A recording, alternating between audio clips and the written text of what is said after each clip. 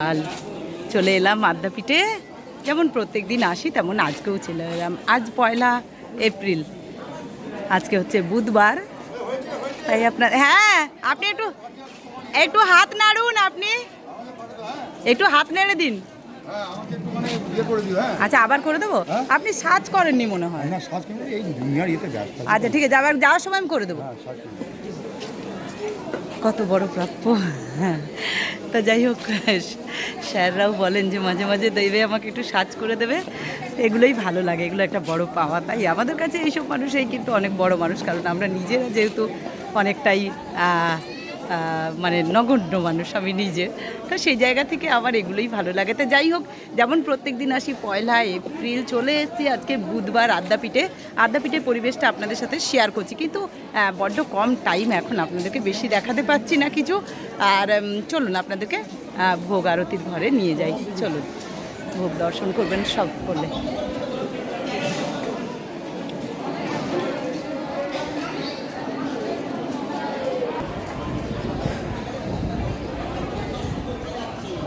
চলুন ভোগ দর্শন করুন।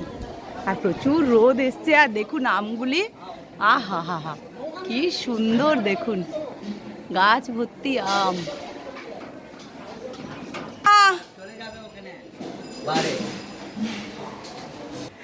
তাই চলে এলাম, কিন্তু ওপরে মনে হচ্ছে অনেক মানুষ এসছেন, আসলে অনেক দূর থেকে আসেন, তো ভোগ দেখা একটা বেশ ভাগ্যের ব্যাপার, সমস্ত দুর্ভোগ কেটে যায়। চলুন।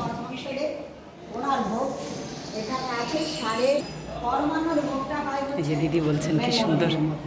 ঠিক আছে, ভালো আছো? হ্যাঁ, চিনতে পারছো? হ্যাঁ, খুব ভালো লাগলো।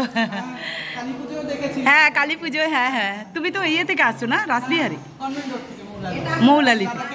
ও দাদা, খুব ভালো লাগলো। নামটা যেন কি?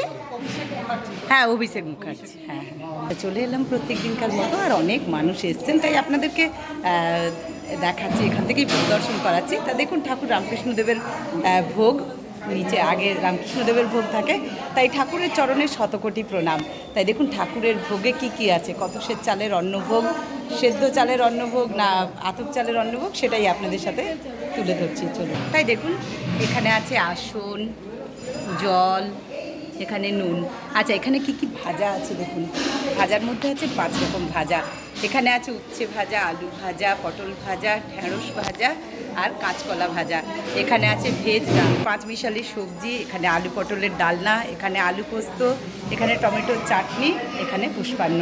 এই হলো ঠাকুর রামকৃষ্ণদেবের আজকের ভোগ। আজকে 1 এপ্রিল, বুধবার। প্রত্যেক দিন ভোগ দর্শন করুন, আর নতুন বন্ধু হলে অবশ্যই সাবস্ক্রাইব করে দেবেন। চলে এলাম মা আদ্যাশক্তি অন্নপূর্ণার ভোগের কাছে। মায়ের চরণে শতকোটি প্রণাম। তাই জগৎজননীর ভোগ আপনাদের সাথে তুলে ধরছি। দেখুন, এখানেও কিন্তু আসন আছে, এখানে জল, নুন, এখানে কিন্তু 22.5 চালের অন্নভোগ আছে, সেদ্ধ চালের অন্নভোগ। এখানেও কিন্তু 5 রকমের ভাজা, ভেজ ডাল, 5 মিশালি সবজি, আলু পটলের ডালনা, এখানে আলু পোস্ত, চাটনি, পুষ্পান্ন। আর পায়েস, মানে পায়েস ভোগটি হয় মায়ের ওখানে মন্দিরেই দেওয়া হয়। সকলে দর্শন করুন। আজকে 1 এপ্রিল, বুধবার, মায়ের ভোগ দর্শন করুন। আচ্ছা, ঠাকুরের ভোগে কিন্তু অন্নভোগটি বলতে ভুলে গেছি, এটি হলো 12.5 চালের সেদ্ধ চালের অন্নভোগ। প্রচুর মানুষরা এসছেন, তাই চলে এলাম রাধা মাধবের ভোগের কাছে। তা রাধা মাধবের ভোগে কী কী আছে দেখুন, আর আপনাদের কাছে তুলে ধরছি রাধা মাধবের ভোগ। রাধা মাধবের চরণে শতকোটি প্রণাম। এখানে রাধা কৃষ্ণের 2টি আসন আছে, এখানে কিন্তু জল, নুন আছে। আচ্ছা, অন্নভোগ হচ্ছে 32.5 চালের, গোবিন্দভোগ চালের অন্নভোগ। দর্শন করুন। আচ্ছা, এখানেও কিন্তু 5 রকম ভাজা, ভেজ ডাল, 5 মিশালি সবজি, আলু পটলের তরকারি, আলু পোস্ত, টমেটোর চাটনি, পুষ্পান্ন। এই হলো আজকের 1 এপ্রিল, বুধবারের ভোগ দর্শন। আর এই রাজকীয় ভোগের আয়োজন আদ্যাপীঠ মন্দির থেকে। তাই দর্শন করুন, আগে ঠাকুরের ভোগ, তারপর মায়ের ভোগ, তারপর রাধা মাধবের ভোগ। এখানে স্বয়ং রাধা মাধব আছেন, আদ্যাশক্তি আছেন, ঠাকুর আছেন। সকলে দর্শন করুন।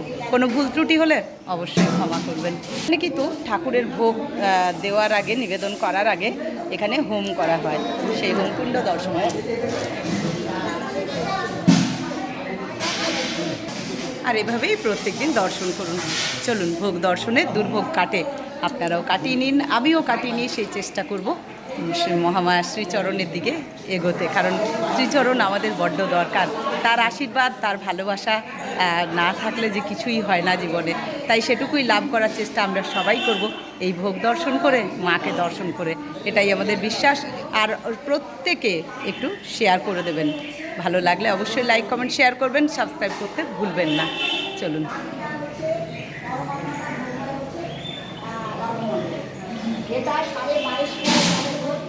দিদির মুখে শুনতে বেশি ভালো লাগছে।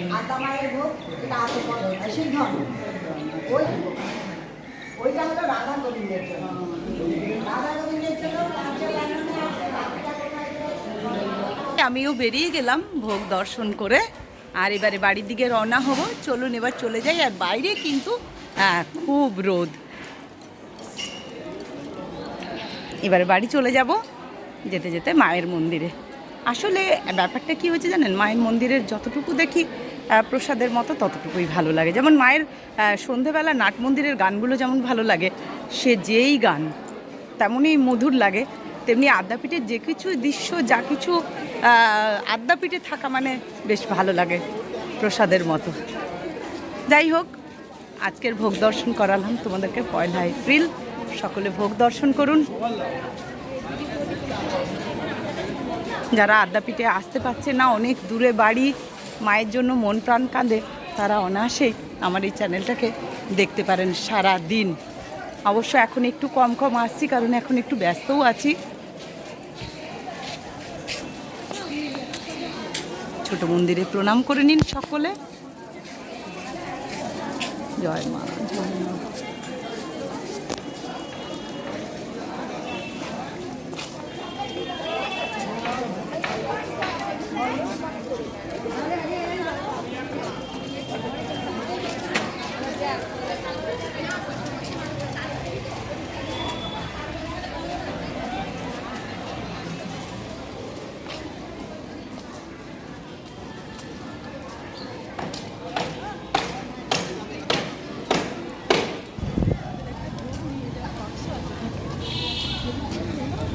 সবাইকে শুভ দুপুর, সকলে ভালো থেকো। আবার দেখা হচ্ছে সন্ধ্যে 7টায় লাইভে। জয় মা, জয় মা, জয় মা।